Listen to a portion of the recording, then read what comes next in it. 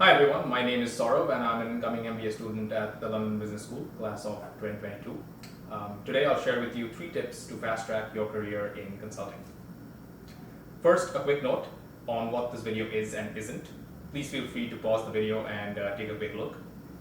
Also, this is a quick glance at my career. I have been a consulting lifer so far. Most recently, I was an associate with McKinsey in the expert track based out of the New York office, focusing primarily on automations and digital transformations. All right, let's get started. If I had to pick the most important factor that determines long-term success in consulting, it is this: find the people you enjoy working with. Now that sounds pretty generic, so let's take a look at some specifics on how you can go about it. One quick way to climb the ladder in consulting is to find the people you enjoy working with. Let's call them your tribe. Then work with them consistently and then rise within that tribe.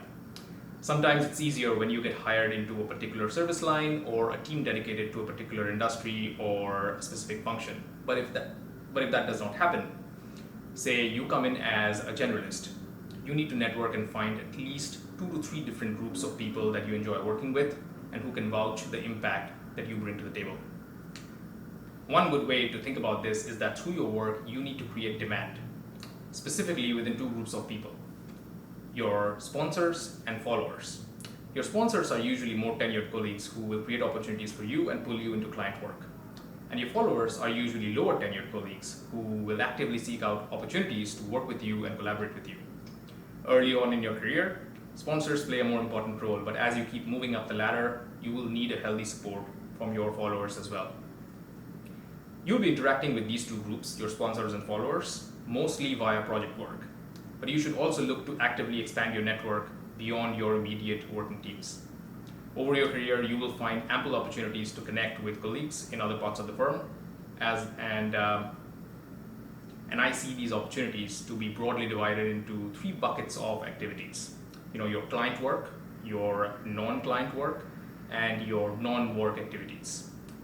Usually your client work is where you'll spend, let's say, around 3/4 of your time, via which you will form your strongest sponsor and follower relationships. But don't ignore the other 2 buckets. Non-client or internal efforts can help build and showcase your expertise, while non-work activities can help build community. And all these connections that you form greatly accelerate your learning and can create opportunities for work in the future and help you find your niche. Next, please do not be an island or go to war alone.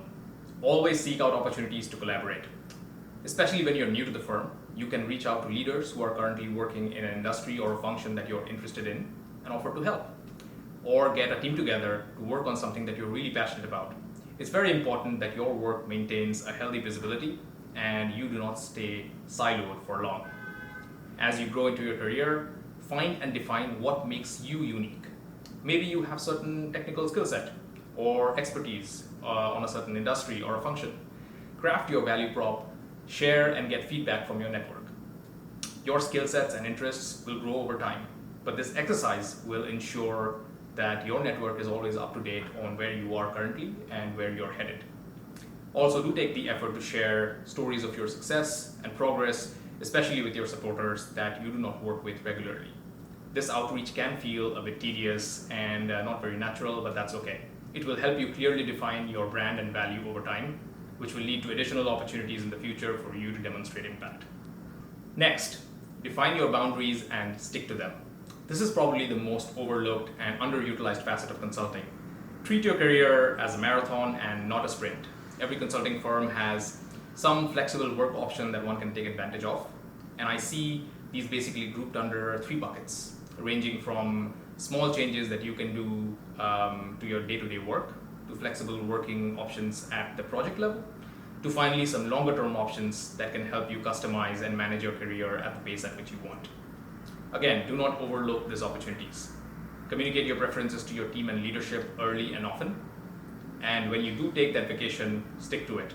Switch off completely, decompress, and use this time to focus on yourself. Your career will thank you for that. So that's all I have to share for now. Here is a summary for a quick reference.